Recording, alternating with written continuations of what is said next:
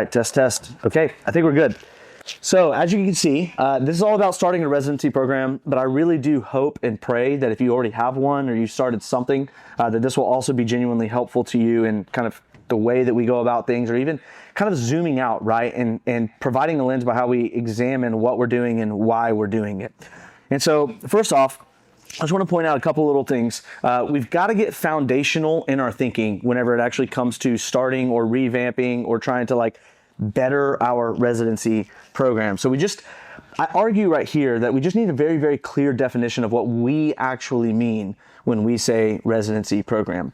I think that the term internship is kind of falling out of vogue, right? People kind of have a bad connotation of what an intern is. They think, oh, I'm just the coffee getter, I'm the chair stacker, things like that. So if you offer an internship at your church, that may not feel that attractive to people. So what do?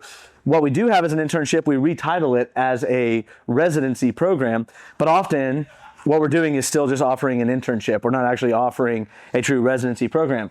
So what I try to do here is kind of outline maybe the differences in these two things. So it's a little small, but I'll read them off. So I would argue that an internship is going to be primarily task-oriented and sort of very practical experience focused. Internships are often going to be really, really low stakes, sort of hands-on work, right? So yes, we just got to get stuff done. So I'm going to hand you these tasks. I'm going to ask you to do X, Y, and Z. Sometimes that's resetting the room. Sometimes that's getting coffee. Sometimes that's printing things. And that is real work that has to get done. If an intern doesn't do it, the leader is doing it. Still got to get done. I would also argue that internships should be short term. So we're talking weeks to semesters. Now, it doesn't mean that they can only intern for that one semester. They can reapply. But I would argue that if this is the kind of work they're going to be doing, you are going to burn people out if all they're doing for forever are these low stakes tasks, right? So that's why I say semester based, because it gives them a finish line and it gives them the opportunity to reassess if they want to do this again, so we don't burn them out. But the primary output of an intern is just completed tasks, right? So the structure of an internship, because it's a task by task basis, the structure of an internship is actually secondary to really what you're doing. Now, I would say on the opposite side, when we're talking about residencies, how to start a residency program, here's my argument for what a residency should be. A lot of us want to do this and call it a residency. Here's what I'm thinking it should be. A residency should be development oriented and formation focused. So you can actually effectively have a resident who completes 0 tasks for a while because we're out after their development. And so Jake is actually in the room with us. Jake is my current resident right now. He's trying to see if I'm practicing what I'm preaching. And so when Jake first came on, Jake is a very high level individual. Jake can absolutely just get stuff done. But one of the hardest things I had Jake do in his first semester was not do anything. I said, I just want you to observe and come in and do 0 tasks, because part of the development that I was trying to develop in him was putting a brake pedal on him. Jake had a big old gas pedal, but I want to see Jake in ministry for the next 30 to 40 years, not just for the 2 years that we have him. And so he came on and I said, observe, create relational equity, do what you can, and I promise you will start knocking stuff out. And so this past semester, we absolutely put our foot on the gas pedal and I've started handing things to Jake. But residency should be developmental oriented and formation focused. There should be an aspect of progressive responsibility with mentored reflection. So this is something that I think is super important in a residency, is this idea of progressive responsibility. It's so tempting when you finally have the help that you need to just get there and go, okay, let's do X, Y, and Z, X, Y, and Z. You don't give them time to orient themselves. You aren't teaching them how to think. You're just telling them what to do. And so our job in developing residents is actually giving them a lens by which they can start to see how we do ministry. This is why we do what we do. So progressive responsibility, I would argue, I like to use the example of a 2-year residency. Progressive responsibility should look like, okay, come in and observe. Now, I'm not going to give you time frames for this observation, right? Jake was coming from another church before he came here, so his observation period was a little longer. Learn who's on staff, learn how we do ministry. But if you have somebody that comes into your residency who was a college student, was a college leader, was a youth student or youth leader, things like that, their observation time is going to be a little bit shorter. They need to get a little more peek behind the curtain, but they're very familiar with the culture of your church or whatever. But from observation, then we would move into task completion. Let me see if you can be faithful with a little before I see if you can be faithful with a lot. Move into task completion. And here's my big argument for you as a leader. Do those tasks alongside them. It's not, hey, you go reset the sanctuary. It's, hey, we are going to go reset the sanctuary. And eventually we hand those tasks off and we see the trustworthiness there. Then from task completion, you should move into ideation, right? Like, how do you contribute to the conversations we're having about how we do ministry? So you invite them into those conversations. Hey, we know we want to do X, Y, and Z. How do you think we should do that? Right? So you're not giving them the full scope or saying this is your project or you come up with this, but you're handing them something you are going to do and asking them to contribute through ideation and saying, how do you do that? And then finally, that last bit of progressive responsibility would actually be you hand off and go, hey, here's the problem that we have. I want you to create the solution. I want you to do what we need to do to execute it so that they have something to hang their hat on by the end of the residency. They can say with confidence and truthfulness on their resume, they go, I pioneered this ministry. We executed it through this way, X, Y, and Z, and here were the results. So this idea of progressive responsibility with mentored reflection, again, the primary goal is development. This is, again, longer term, 1 to 2 years, sometimes even 3 years, depending on the type of residency that you're doing. We'll get to that in just a second. And the primary output is not the completed tasks. The primary output of a residency is not you getting more stuff done. The primary output of the residency should actually be your formed and equipped leaders. So with an internship, the structure is secondary because the primary goal output is the completed task. So the structure doesn't matter as much. Versus structure has to be super foundational when it comes to a residency program because you're trying to put somebody through structures. And so I've got it right here. I want you to answer this question honestly. Maybe you don't, excuse my typo here, excuse that extra S there. Answer this honestly. I want you to write this in your journal. As you're thinking through your residency program, what it looks like, I want you to ask, am I more interested in actually developing leaders or utilizing them? It's a really tough question. You don't have to tell anybody your answer, but I want you to ask, like, right now, both are very legit, right? You may be in a ministry that's rapidly growing that has more tasks than you know what to do with. And so what you actually need is an intern. You need somebody who can come in and just help you knock things out for a season, right? And that's okay. You may have somebody who's already super developed, who just needs time and space and needs to come and complete tasks. But are you in a place where you go, no, we're actually trying to develop the next leader? But you have to be honest about what you're actually after when you're starting a residency program or trying to reform a residency program. And I think that's really, really important. We don't typically start by asking that question. So what are you after? Utilizing leaders or developing them? I think a big thing here too, and we'll move on from this in just a second, you need to be very clear about the type of residency that you are trying to develop. There's a bunch of different residencies, right? So we have church planting residencies, we have pastoral residencies, and then we have like ministerial or missional residencies. And so I think this type of question, is only going to apply to residencies. But when we talk about church planting residency, that focus is going to be planting a specific church, right? And you can think of a church planting residency as almost like a finishing school. Hey, this is a 1 to 2 year program. We're going to try to iron out any kinks that we see and sort of be the last sifting process so that, like, we would rather say no to you in this church planting residency than watch you DQ yourself another time. And so it's kind of a finishing school there. The pastoral residency would be more focused on theology, character, the ability to lead a church. This likely isn't somebody who's going to go and start a church, but this is likely somebody who will go and take over a church or go and take over like a high functioning ministry, things like that. This could be anywhere from 1 year to 3 years, whatever. And then that can be paid or support raised. Same with church planting residencies, paid or support raised, however you go about it. And then finally, we have the ministerial residency. So this is broad ministry formation. This is somebody who's even discerning a call to ministry, right? So big thing for us is we have students that will graduate with an accounting degree or they're pre-law. The bug of ministry bites them. The Lord gets a hold of them and they go, I'm really considering this, but I don't know if this is really what I want to do. Our pitch for the ministerial residencies will come find out. Come do this for 2 years in a safe place where you're going to be developed. See if this is actually what you want to do for the rest of your life. And then it's a 2-year terminal program. And so at the end, you have a very clear finish line of, do I want to keep going? Do I want to find a job and a role? Or did I scratch that itch and I'm happy to go back to law school or accounting or whatever that looks like? But you've got to determine what kind of residency you're after. And if you need to do all of them, then you just need to have very different clear things for each of those. So before I move on, any questions on that? I'm about to move into kind of like our structure and what that would look like. But Anything there? Just want to leave some space. I don't want to power through it because I could sit here and just yap very, very easily. All right, cool. We'll keep moving.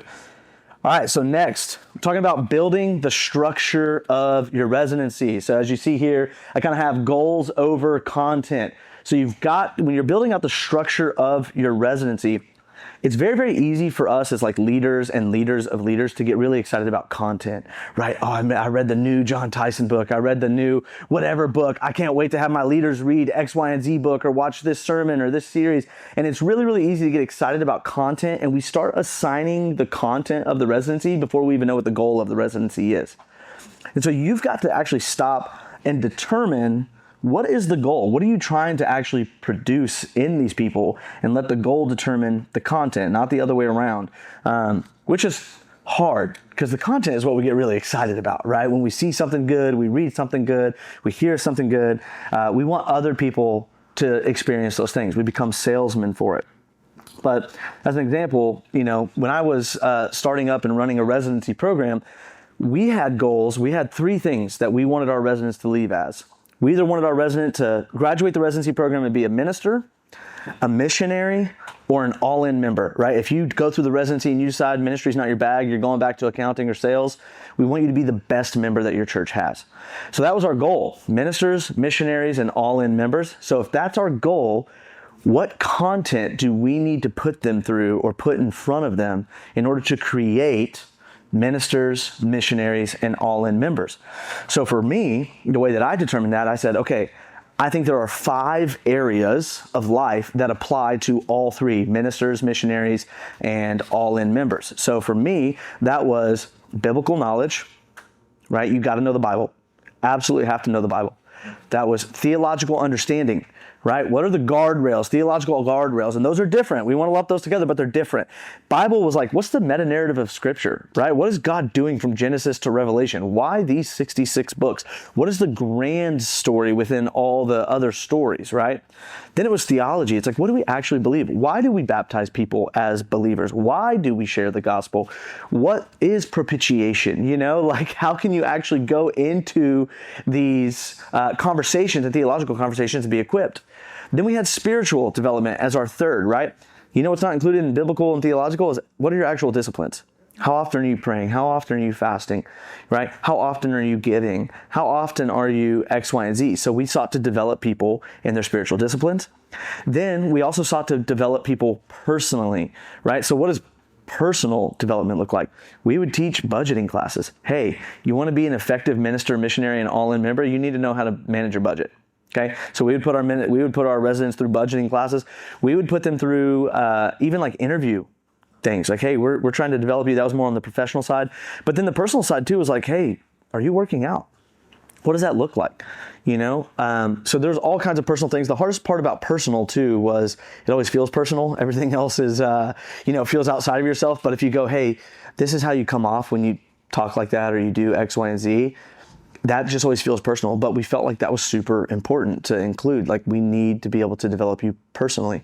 And then that even came down to, like, if you're, like, we required counseling, right? So for each of our residents, we would pay for 6 sessions of counseling a year. Well, why do we do that? Because 1, it destigmatizes counseling. Everybody's required to do it. So it's not weird that you're doing it. And then 2, what does that do? I'm like, man, I would tell my guys all the time, if you start dealing with the kind of junk that is underneath the covers right now in your 20s, then maybe you won't DQ yourself in your 30s and 40s, right? And so we're normalizing the idea of counseling, confession, repentance, and things like that. That was personal development. But we put our money where our mouth was on that. We said, we'll pay for 6 sessions a year for you. And then finally, we had professional development, right? How do you actually work in the workplace, doing interview classes, resume workshops, things like that, giving feedback on the professional side. But for us, those were the 5 areas that we thought were helpful to creating ministers, missionaries, and all-in members.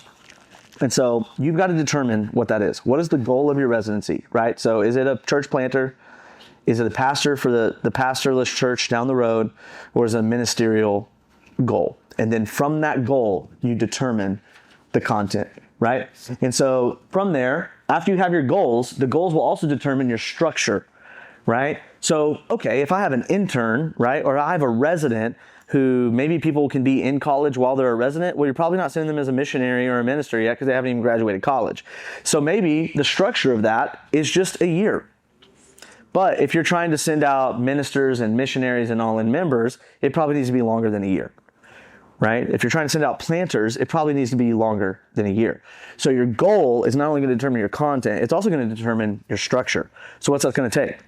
Now, a little note on developing structure. Here's my feedback to you. It's so easy and tempting to go, what's their week to week going to look like? And you go, well, sure, what's their week to week going to look like? We'll get there. We need to determine what the whole 2 years is going to look like first. Then, if we know at the end of 2 years what our goals are, then we work backwards. Okay, we have 2 years to make this kind of person. What needs to happen each semester or each year by the end of year 1? What needs to happen by the end of year 2? Okay, how do we make that happen by the end of year 2? Well, year 2 spring semester needs to be this. Year 2 fall semester needs to be this. Okay, if this needs to happen by the end of year 1 spring semester needs to be this. Fall semester 1 needs to be this, right? Then from there you break down into monthly, weekly, that kind of thing, right? So again, what's our goal? For us, it was minister, missionary, all-in member. How did we do that? The 5 areas of development: biblical, theological, spiritual, personal, professional. Okay, if those are the things we're trying to develop them in, at the end of 2 years, we want them to be developed in all 5 areas. Well, how do we do that over the course of 2 years?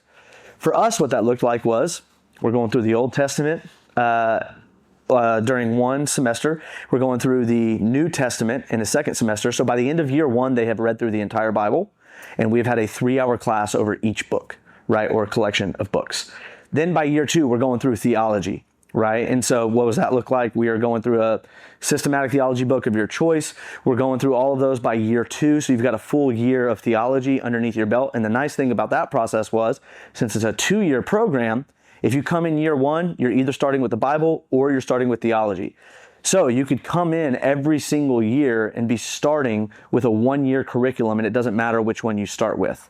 And so then from there, we would sprinkle in the other aspects of personal development, professional development. Just that looked like a monthly thing, monthly check-in with your supervisor, feedback. But that was feedback not just top down, but that was also bottom up. Do you have anything for me? Is there anything I haven't done this? Because you're developing them professionally, how to speak upward, how to lead upward. And then the personal side of things, we would lead training with budget meetings, things like that, asking about working out, asking about like the personal aspects of life that nobody really wants to ask about, but we would normalize that for them. And then also check in on whether or not they're going to counseling. So determine the full term plan, determine the yearly semester plan, determine the weekly structure, and then determine the protected time structure.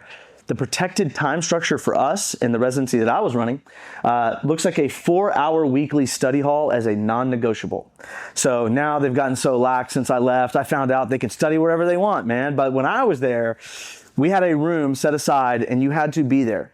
And the beauty of that was this: your cohort often is going to determine your culture. Right? So in a lot of residency programs, you end up super siloed, right? You're the college resident, you are the children's ministry resident, you are this resident, and you don't actually interact that much, and you don't actually are able to feed off of one another. Our 4-hour study hall was what gave them opportunities to talk with one another, what gave them opportunities to actually process what they're going through, and built into their 40-hour a week, we gave them 10% of their week to get their homework done.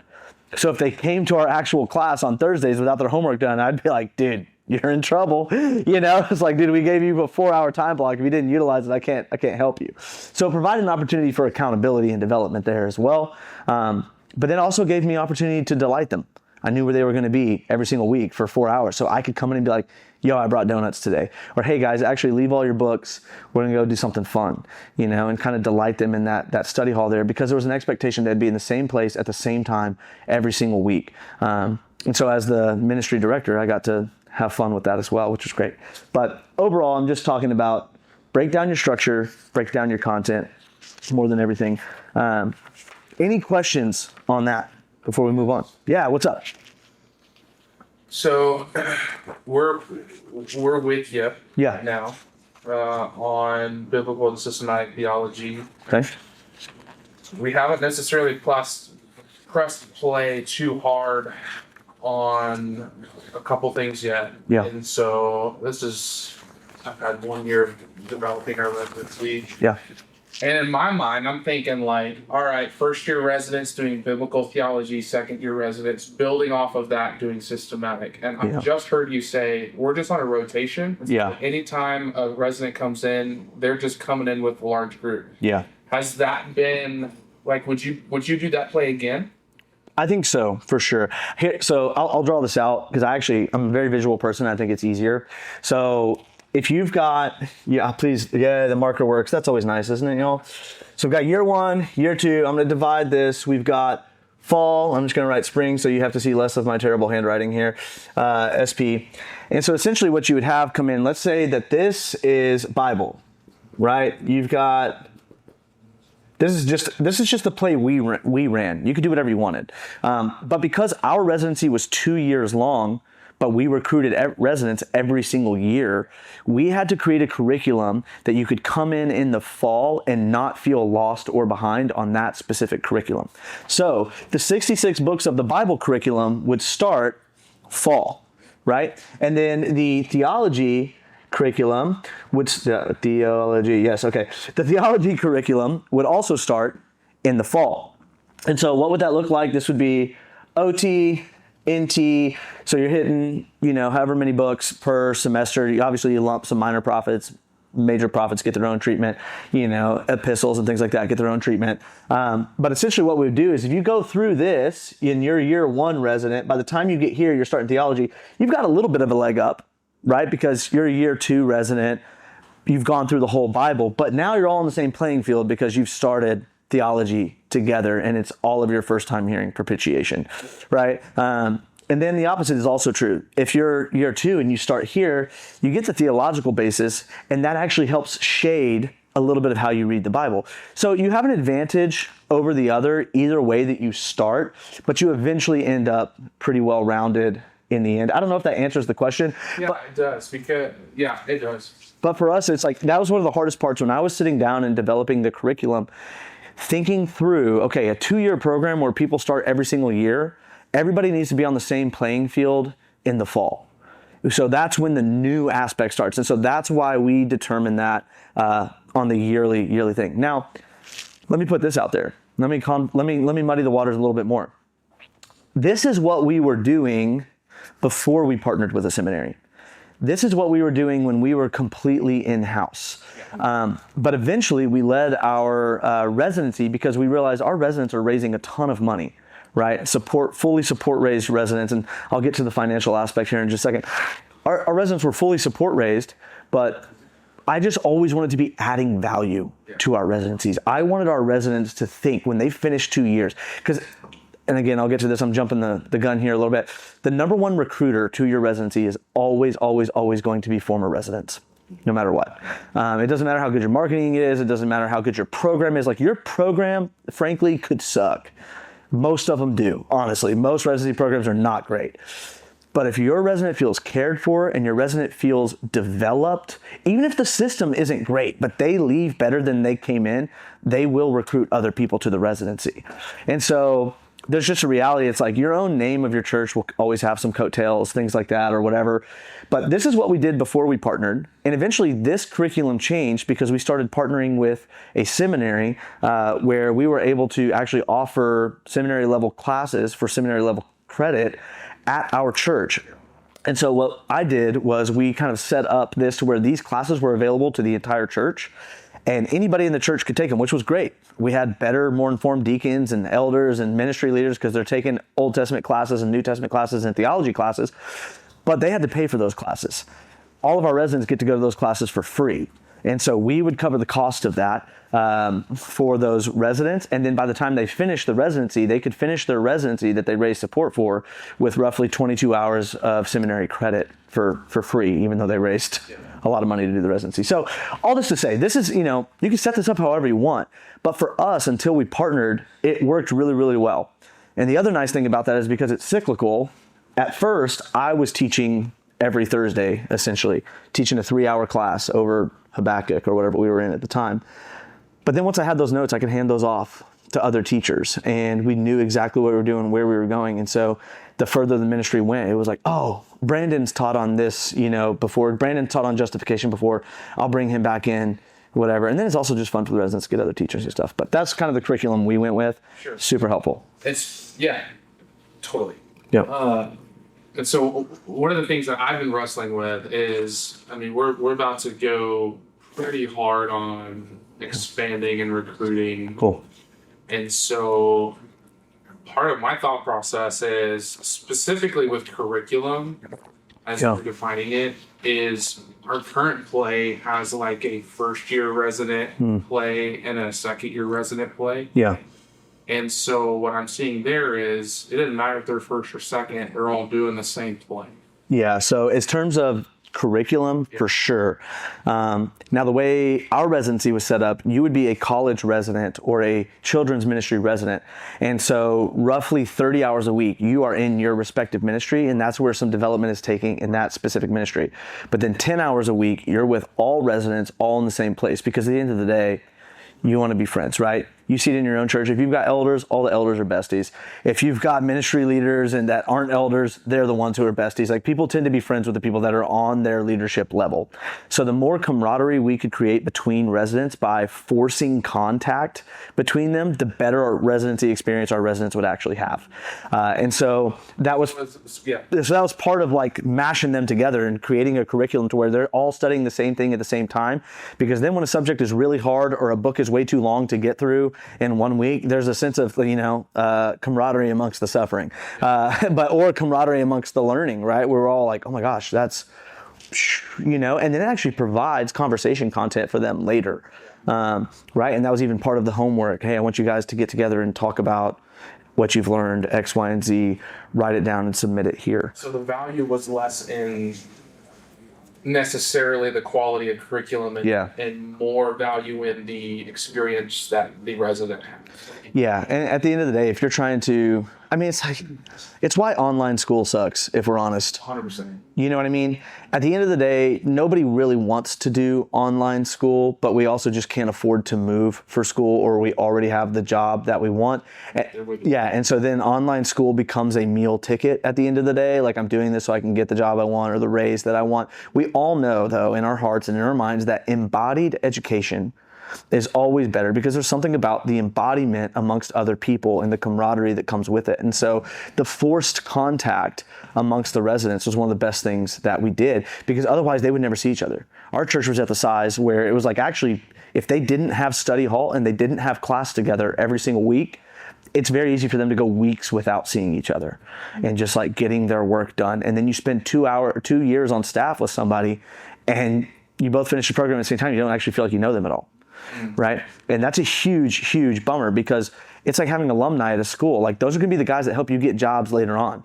Those are going to be the people you're going to call on if you ever want to plant. Those are going to be the people that support you financially if you end up being a missionary, because you guys were in the trenches together. Right? And so we want to create that. And then that's also what allows them to recruit later for the residency. Like, dude, I met my best friend in the residency program. Like, you go and do the same thing.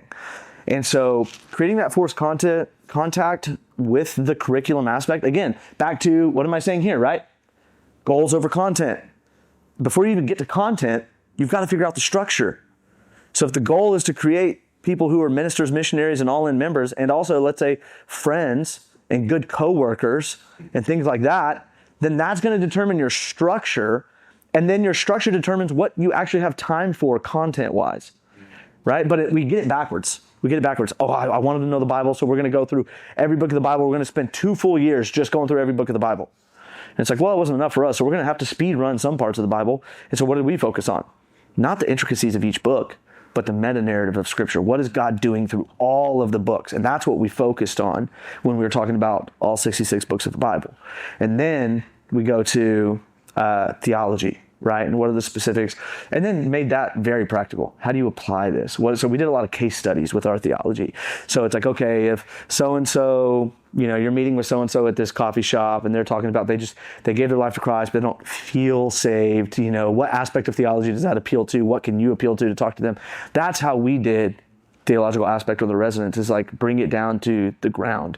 And we would have them even role play through some of these studies. Like, okay, you're the guy, play devil's advocate when it comes to this scenario, and that was part of that class. So I hope that's helpful. Yeah. So, I'll keep powering through. Yeah, what's up? So when you partner with a seminary, how Yeah. do you choose a set? Like, how do you go about it? You're not going to like my answer. How did I choose? So I am a graduate. What do y'all do?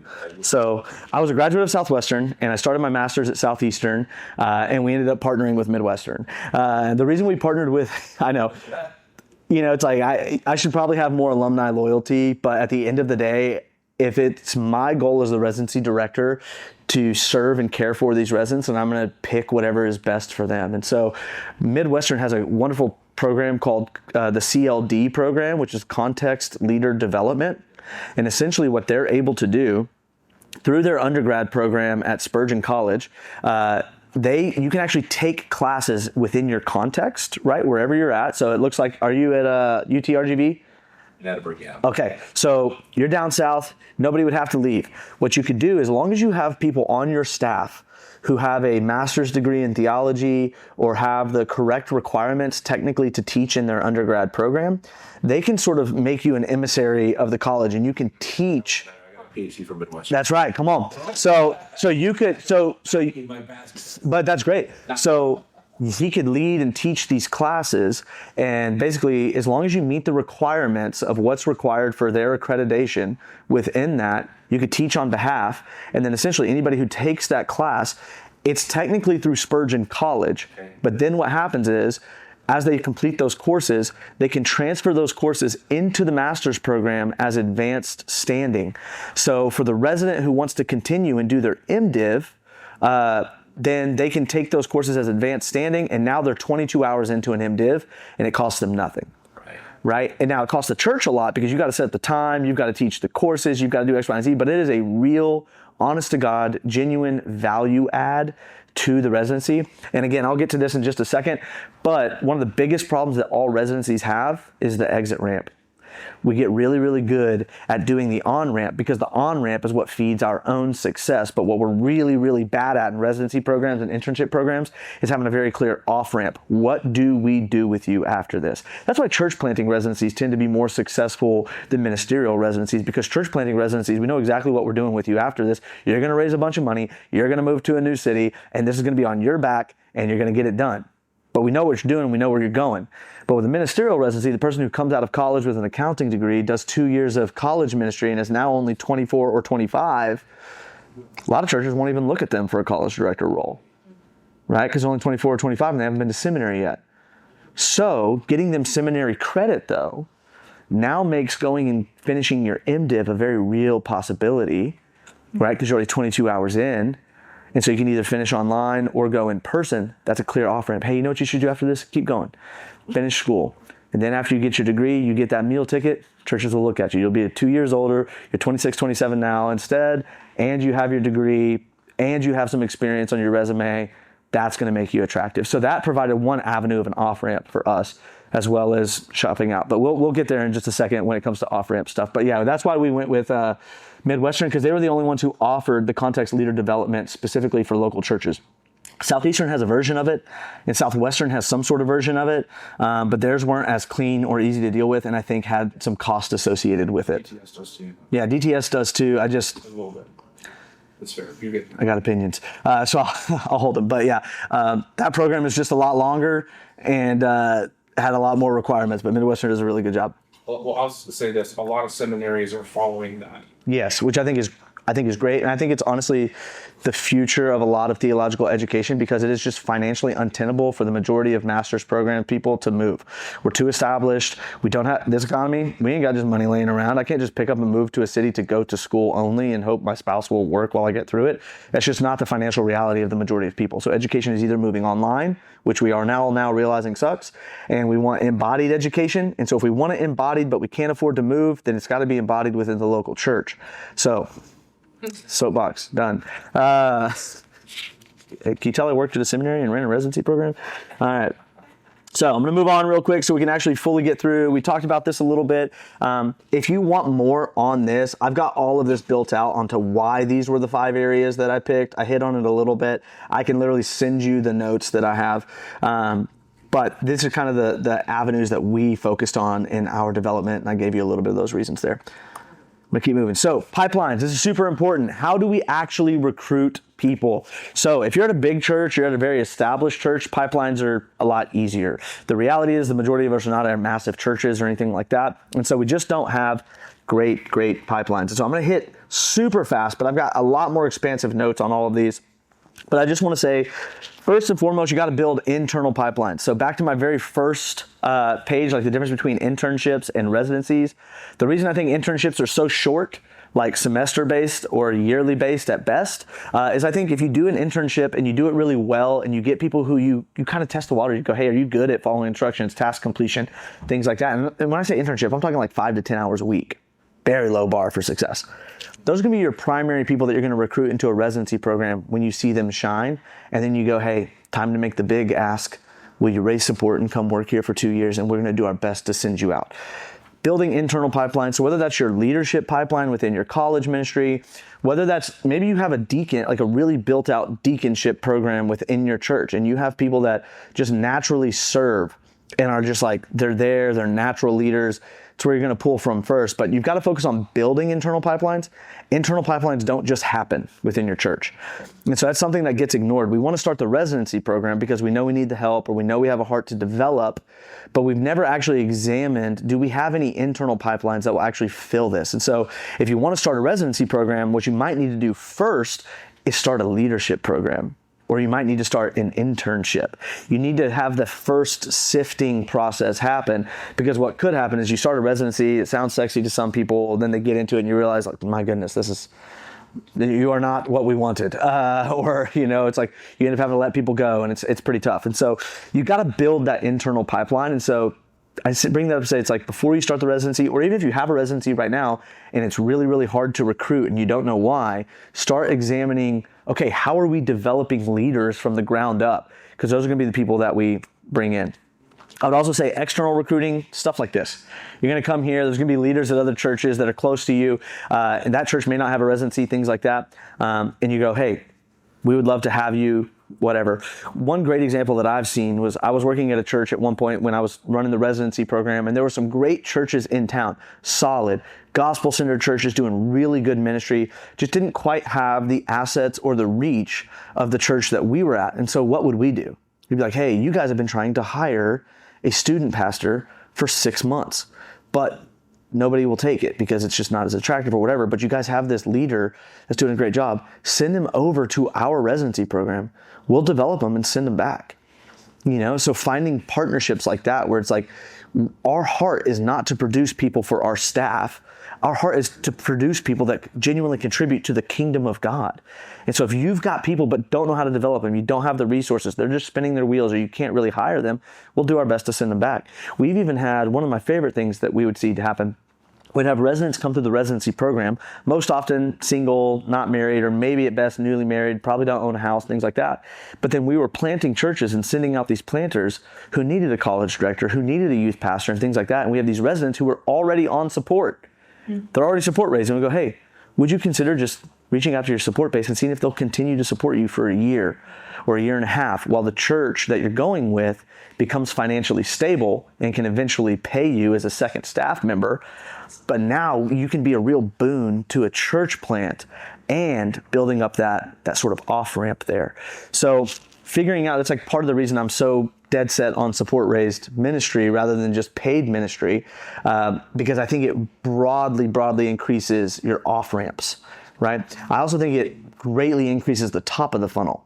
Right? A lot of your churches are really rich in leadership. A lot of your churches are really rich in love and passion and care. A lot of your churches are not always rich in money. And even if you are rich in money, there's an upper limit to that, right? Even if you could just outright pay your residents, let's say $35,000, $40,000 a year, how many could you feasibly actually pay after taxes, health insurance, like what, 1, 2? Versus if your residents are support raised or majority support raised, now you go from being able to hire 1 or 2 to 4 to 5 to 6. Now, there's an upper limit. If your off-ramps suck, don't hire 10 residents because you actually can only reasonably place 2 or 3 somewhere, right? And so you don't want that to be too broad because you can't actually do it. So it's a balance, but yeah, what's up? if you're having residents support raise for the Yeah. year, 2 years, however long, Yeah. how far in advance in your recruiting process do they have to be decided by? Yeah. Like what window do they have to then support raise? So for us, in the program that I was running, I would typically start, so fall, right? We ran a fall semester because we were collegiate setting. So if you wanted to start in the fall and we would typically try to start them in July, like late July. So we get like 2 weeks under their belt, get acclimated, get rolled on before the semester actually starts. So if you want to start in July, we would actually start recruiting back in like October. And so typically seniors in college that were part of leadership, we would start talking with them. And I mean, sometimes even earlier, September, August, but then the program became so well known that people would approach earlier and be like, hey, in a year, I want to do this. It's like, great. So what that would look like for us is August, September, October of the year prior, we start talking about it. Then once you go through the interview process, we know, hey, this is a solid person. You know, we would go through a full interview, green flag, yellow flag, red flag, whatever areas of development through just kind of discernment and kind of creating development path. Once they're in and we know fully what they're going to support raise and all that kind of stuff, we would send them to training as early as possible in January so that they had roughly 6 to 7 months to raise their support before they started in July. Now, it sounds like very quick, 6 to 7 months to do that. We used to have a longer off ramp, but what we found is if you had anything over around 7-ish months to raise your support, people would just lollygag and then they would raise 90% of their support in the last 3 months. And so it just created more work and then less success. So we found the sweet spot to be around 6 or 7 months for people to support raise. And so I would say probably 10 months before the residency actually started, we would start the recruiting kind of finish line process there. So yeah, of course. So okay, external recruiting, conferences, Roundup, relationships with other churches, seminaries, things like that. It's going to be some of the best ways that you could do. I mean, there's obvious stuff, right? Active social media, online presence for the program. Like if your website sucks and your online presence for the residency sucks, young people just aren't going to trust it. They're just not going to trust it. That is your handshake. They're going to see that and go, ugh, you know, like they don't know me. So even if it's a separate one page, just to be very clear about what it is, support raised out of the gate. You're not trying to pull the wool over anybody's eyes. And then finally, I would say church partnerships. We hit on this a little bit, but kind of working through what it looks like to partner with other churches. Even if the residency program is housed, but they're your church, another church's resident, right? They raise through that church, but maybe all the development happens in your church. That's how you build partnerships, really good partnerships with other churches, especially if it's support raised. They don't have the money. But if this person just loves FBC, whatever, and they want to be there and they want to become a youth pastor, but they need development, let them raise support. Let them come and piggyback all the development that you're doing.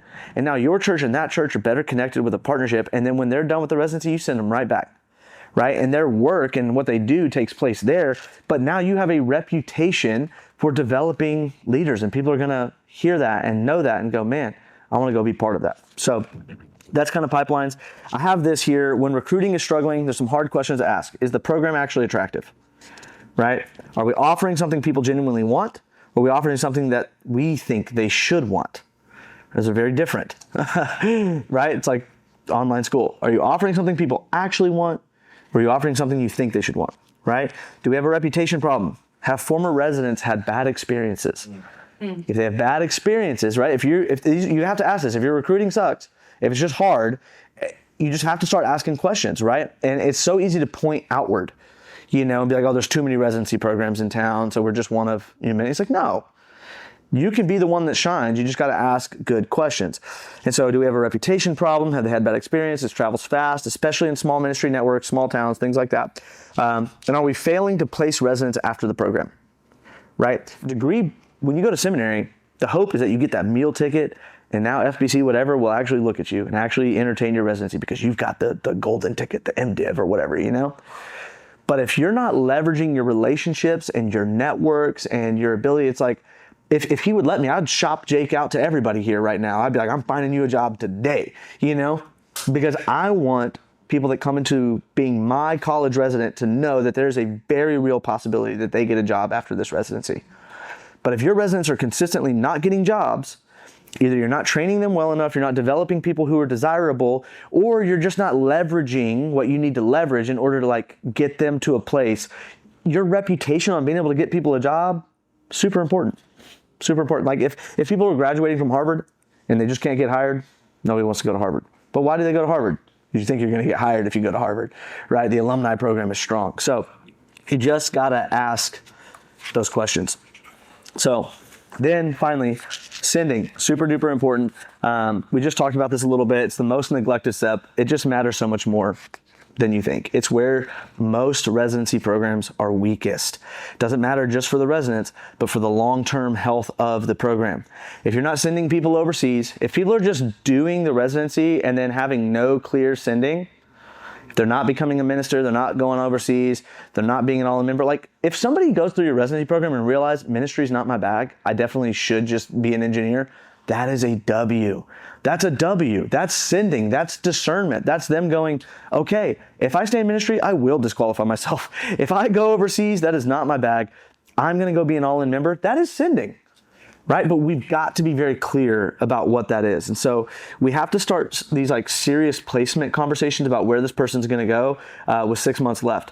And so I argue you started conducting like a formal sending assessment or like a written kind of summary of this resident's particular strengths, where they still need to grow, and what their best fit ministry contexts would be, right?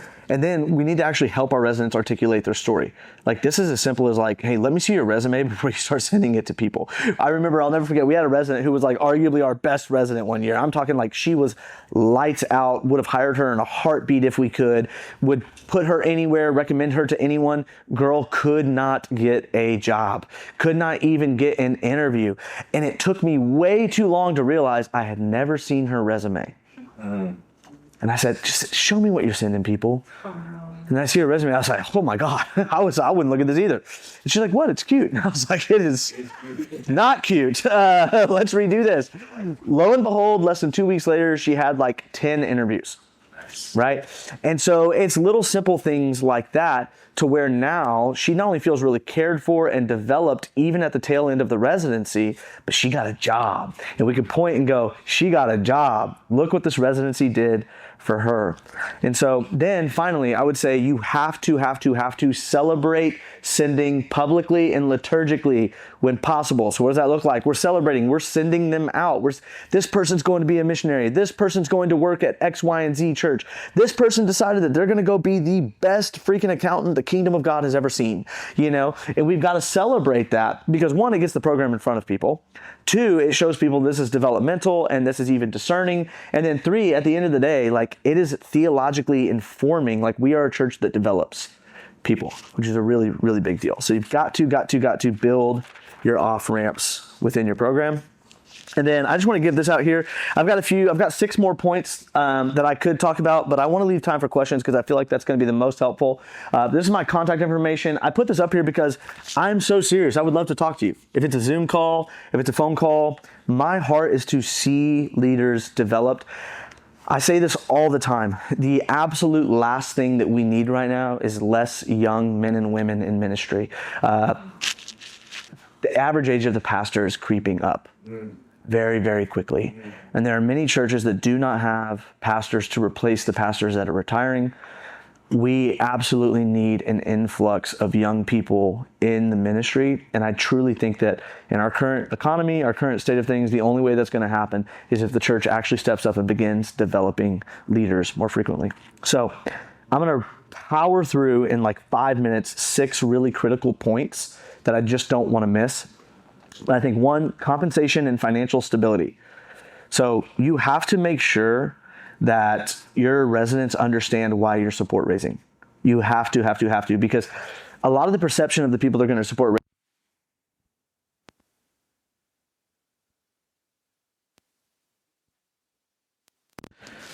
they need to actually understand why they're support raising, because if they don't, they're not going to be bought into it. So I mentioned this earlier, but a lot of churches are rich in a lot of things, right? Leadership, processes, pipelines, things like that, but just don't have money sitting around. The other aspect of that is what I love about support raising specifically is that you can actually, again, broaden that off ramp. So, hey, you haven't found a job yet after your residency ended. Ask your supporters if they'll continue to support you while you look for your next job. Now, instead of having this hard end and we can't pay you anymore because our fiscal year reset, you've got a little leeway. Or like, let's say you decided to be a missionary, but you need to go through the process with the IMB first before you can go overseas. Ask your supporters if they'll continue to support you while you go through the necessary steps in order to get overseas, right? So support raising provides a huge safety net that just being financially compensated by a church that has to redo their budget every single year does not provide. So that's a real actual benefit to being support raised. I'll never forget when I started my job as a residency director at my last job. It was about 6 months into that job, the church hit a pretty financial, tough spot. And they were like, hey, they basically had to go in front of the church and go, hey, if y'all don't start giving and we don't get back up to budget, we're going to have to start letting people go. And the safest people on staff were the residents because they were support raised. They're not going to fire any residents. They don't have to. They're not coming out of the budget. And so it actually ended up being this safety net that was huge. But I do think you need to determine very clearly, what does the church provide? Is it a housing stipend? Does your church have, a parsonage where you can house 6 dudes, that are all single? It's you got to figure out what you're actually doing. Are you covering health coverage? Do you cover a book budget? Do you have ministry expense reimbursement? Whatever it looks like. I could honestly sit and teach a whole section on just support raising and, things you should do, things you should include in all of that. So that's why my info is here. If you want to talk about that, we can talk about that. Secondly, I would say the role of mentorship and supervision is massively important. Another huge problem within residency programs is they just assume that people are being mentored and people are being supervised well. When somebody is in a ministry specific and they're in college, the college pastor, the college director, their main focus is going to be what? Making sure the college ministry gets done, right? Making sure the tasks are completed. It is very, very difficult to slow down and just think, how am I developing this person and this individual right now? So whoever the residency director is, or whoever that sits under, needs to make time and space to ensure that that person's actually being mentored. So the reality is that oftentimes the person running the residency program it's not their sole job, right? I wish it was everybody's sole job because it is a full-time job on its own to do it well. Because you're pastoring and caring for and ministering to whoever your residents are and holding accountable other ministry leaders. That could and should, in my argument, be a full-time job, especially if we're moving development more into the local church. But when it's not, the reality is you're splitting your time, so you can't actually develop all of these people the way they need to be. So your job should be finding them mentors. Find the mentors, whether that's someone else on staff who is outside of their ministry, whether that's deacons or elders or just trusted leaders within the church that have wisdom to offer, but that should be part of the curriculum. Once a month, minimum, you're meeting up, and it provides them some psychological safety. I don't feel like I can complain to my boss because I don't want to get fired. I don't want to get held accountable, but I can go to this person who is a leader and does have authority, but there's not going to be direct blowback, and they can offer me wisdom. They could point out whether it's me, or they could say, yes, actually, you should bring that up, right? They need that. And it provides a psychological safety for really often the lowest man on the totem pole, which is your resident or your intern. So you got to do that. Then finally, handling failure and attrition and disqualification. What happens when things go wrong? Your program has to have clear and written policies for a resident who is struggling academically or professionally, right? I had a resident who was full of zeal and completely empty on professionalism. There was multiple times he'd be, I'm not exaggerating, shoeless and sleeping in his cubicle during the workday. And I would have to go, hey man, what's happening here, But he was also the first guy to be on campus sharing the gospel. He was far and away the guy who would bring the most people to events. He was far and away the guy that students gravitated toward, right? And so we had to have clear policies. What is acceptable and is not acceptable? What does success look like in these 5 areas of development, right? You see how it's kind of all circles together, and what does that look like? So how do we actually deal with that? What do you do when a resident's asked to leave? They're support raised. They're asked to leave. They're asked to be fired. You have to be able to go, okay, now we have to make sure that you have enough to get by, but also that you're honest with your supporters and you're not just letting them keep giving to you for a job that you're no longer doing, right? How do we deal with that? What happens if maybe they weren't raising monthly supporters, but they just had a bunch of one-time gifts, so there's still $80,000 sitting in an account somewhere? What do we do with that? How do we work with their supporters? How do we work with a third-party organization that we raise money through? Where does that money go now? What's the standard procedure? You got to have outlines for that because it will come up. It absolutely will come up. What do you do with a resident who experiences genuine crisis? Mental health, family emergency, medical. I think ministry programs often completely fail when their people have these kinds of moments. You gotta have care plans. You got to know what it's going to look like for them in these moments. These are often people who are in very big transition moments of their life. They finished college, they're stepping into their first career. Many of them are getting married, kind of moving. So you've got to have plans for that. I would also argue diversity, equity, inclusion kind of stuff within residency programs is very, very rarely addressed, but you've got to consider the context that you're in, right? If you're in a really wealthy, I mean, honestly, predominantly white area, it's going to be easier for those residents to raise support, right? Healthy mom and dad, grew up in a church, has a church that will support them kind of deal. But what if you do with a resident that comes from a poor background, did not grow up in church, became a Christian in college, so they don't have a church to lean on from their childhood. Mom and dad don't have any money and don't love Jesus. What do you do with them? You're going to go, okay, go raise $110,000 for 2 years. They're going to go, how much? What do you do? How do you allocate that? Do you have processes and procedures? Have you identified people in your church that have a heart for that and go, hey, we want to see like our brothers and sisters who don't come from any sort of means developed and sent out because they're just as important to the kingdom of God, right? You could naturally and accidentally exclude people through a support race program who don't have the same means as other people. So you have to figure out what you're going to do about that if you actually have a heart to do that. And we already talked about the program director role, but you just got to be really clear that you're not just phoning it in. Raising $110,000 or whatever it is for 2 years is a lot of money and a lot of work. So you have to be sure you're not phoning it in. And then finally, at the end of the residency, you have to make sure that you let the residents evaluate the program. They have to evaluate it, and you've got to be able to actually implement some of their evaluations, right? And so I've given you all a handout. I don't know how clear it is. I did my best to kind of work it into stages there to help you sort of evaluate some of it. I have all of my notes here that I'm more than happy to send you.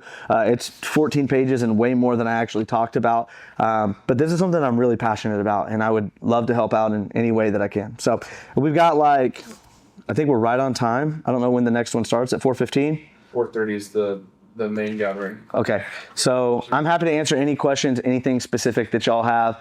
I hope this is actually helpful or at minimum inspiring. Maybe you don't do anything, but maybe it helps you zoom out a little bit and go, okay, this is going to help me think about how we do our residency program or what that looks like. So, What's like I'm at what I call a small church, maybe not so small as some of theirs, but how do we determine how many residents we need, or how do we go about figuring that out? Like, yeah, I would say figure out your bandwidth for residents first, right? So again, I think most people who are running a residency program are also running other ministries and responsible for a million things. So the temptation is, let's get as many residents as we can because we can double and triple and quadruple the amount of work we're getting done.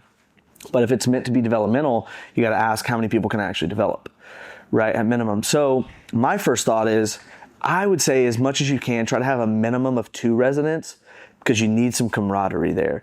The other hard part is if you have 1 resident, you're going to feel the pressure to just hire that guy or gal when they're done with their residency program because they're the only one in their position. You love them so much. They've done such good work, etc. And then they really are like, you're their form of community on staff in so many ways. But if you have more than 1, at least, there's a little bit of camaraderie there that I think is really, really helpful. Even if they're in different ministries, could be helpful. So try to have 2, but oftentimes if it's like a pastoral ministry or a planting residency, then 1 makes total sense, right? You know that they're getting sent out eventually. But I would say, yeah, just a bandwidth thing, determine your curriculum, but also, man, this is like high level, idealistic. What does our residency look like in a few years? Or if you're truly starting from scratch and you're like, I've got a full-time role to develop this. Even if you're like, I have 20 hours a week to give to developing and executing a residency program, you can do a lot more with that. But if the reality is you actually have 10 hours to develop a resident, then get 1. But really commit and block off in an ideal week type situation to developing that resident. So let's say you get a resident. I don't know, what is your role at your church? Well, technically, I'm an associate pastor in charge of the cautions. Cool. But I'm not on staff. I'm in the volunteer role. Okay, that's awesome. So dude, kudos to you, brother. So I'm at the BSW HRGB. Oh, dude, that's awesome. Okay. But I was serving as the youth pastor, college director, or whatever. Cool. But I moved in. I was still kind of serving. So Heck yeah. trying to figure out how that works for us, and maybe out of that, maybe we do find the next guy to take over, because I think we're getting to the point that we're going to need somebody to take over that ministry. For sure. Dude, yeah, you're already running a ministry, a UTRGB ministry of the BSM. Like, yeah, you're spread thin as is. So it's kind of trying to figure out a residency, maybe what we do. Pastor Dave is awesome. Like, I think he could lead it. I think he could lead it, because he actually has something going on right now that looks similar to the residency program, but it's more of a call to ministry type of thing on the Forge. And he's kind of teaching them, kind of walking through theological stuff. And it's great. Kind of going this whole thing, like they're going like the Old Testament, New Testament survey right now. You know, it almost looks similar to what they're doing. That's great. From what I see. So it's awesome. But it's not a residency program. Yeah. You know, a volunteer can show up, you know, once a week, get trained, whatever. But they're not like... And all those people are already serving somewhere in our church. Yeah. Which, I mean, in y'all's context, that may be as close as you get to a residency program, but even if what it looks like for y'all is kind of shifting it a little bit to have a clearer end goal of, hey, maybe you get lucky and there just is somebody that's in that will come in and kill the college role, right? And just do a really, really good job. And that would be awesome. And I hope that is the case, not having to do anything. But maybe for y'all, what it looks like is maybe you develop in what you're already doing, just a different track. Hey, all of you are volunteers, all of you are coming for the developmental side of that, but maybe we have a track where we go, hey, you can keep your job, but we want to clear 5 hours within this ministry. We call it residency, whatever that looks like, and somebody who knows that they're called to ministry. You know, but maybe that program that y'all are running right now is the top of the funnel for the residency program. And maybe for y'all, a residency program is as simple as, you know, we will give you whatever, I don't know what y'all's budget is or whatever, maybe you supplement some, you ask them to raise the other, given like the RGV like context, you give some, they supplement other, and you say, we're just going to ask for 20 hours a week. If you want to give more, great. Maybe you have a college student who still lives at home and can work for really, really cheap. I don't suggest it because you want them to understand the value of their work, but maybe that's something they're willing to do. And they spearhead that, and it becomes this thing where there's a little investment from the church, they raise support, and then it's one person that you just guarantee, hey, you're going to get tons of time on the practical ministry side of things, and here's what we're going to go through, and then they accompany what the pastor's already doing. You're going through the OT, NT survey stuff, and that's that development side. But then for us, you're going to just accompany me in the college ministry that I do, or in the children's ministry that I do, and things like that. I think there's so many ways that you could run it, but I think outlining it and making it really, really clear, and then that way they know what they're being offered in the residency program is what's going to make it attractive. The connection with Midwestern, I think it's going to be. I know Midwestern would love to have more connections in Texas. Yeah, could be really helpful. You got his PhD from there, so. Oh, that's awesome. Yeah. That's great. Any other questions while I'm here? Two things. One, I think I know the answer of. The first is, I'm guessing when you get all your residents together and just like beginning of the year orientation, specifically with your first year residents. Yeah. I'm guessing there's a moment where you say, this residency is not a guarantee to come on staff. Oh, yeah. That's a huge, huge part. You have to be very, very clear about that, especially as your residency program grows. Yeah. It's just reality. It's like, I can't hire 8 people a year. You know what I mean? Like that. But the other side of that is that's why I talk about off-ramps so much. Yeah. You have to be so clear, and you have to utilize your resources and your networks and go like, we've got this guy. We've got this girl, and here's what they're really good at. It sounds so silly, but we actually joked about basically making rookie cards for our residents at the end of their residency and being like, here's what they're really, really good at. Here's the thing that they crushed this season. You know, one, just like a silly gift to them, but two, to legitimately go, we would shop them out to people in our church planting network. Hey, I've got Kendall. She's really, really good at this. She's completing her 2-year residency. She finished with flying colors. We really, really wish we could hire her. We just don't have a position right now, but I would love for her to get hired by a great gospel-centered church. Any of you interested? I would love to make the connection. And I would literally fire off that email to churches in our network. And churches, even without positions that they needed filled, but maybe had the financial means, would go, oh, this is a rock star? We'll get her on our staff somewhere. Yeah. Come on. Now, granted, for the resident, they have to be willing to move. That's the hard part. If you have residents that are bought into that space or that place, that church or whatever, they may not want to move. They're always going to harbor the feelings of like, I hope I hired here. And that's really, really hard. And it's just something you have to navigate. But it isn't just a thing you say at the beginning of the residency. Oh, no. It's a thing you have to say throughout the residency. Because as they become more relationally ingrained and more emotionally attached, there's just a reality. It's like you're going to have to make a call at some point, right? Like Jake, not to call you on the carpet here, but like Jake is determined he doesn't want to leave the church that we're at right now. Even if that means not working in ministry after, because he's married. And he's like, my wife loves it here, and it's really good and healthy for us to be at this church, especially in our second year. When he graduates the residency, they'll be in their second year of marriage still. He's like, I don't want to move us from good community and from a good church. And so even if that means I have to work in the workplace, eventually maybe I get a job here.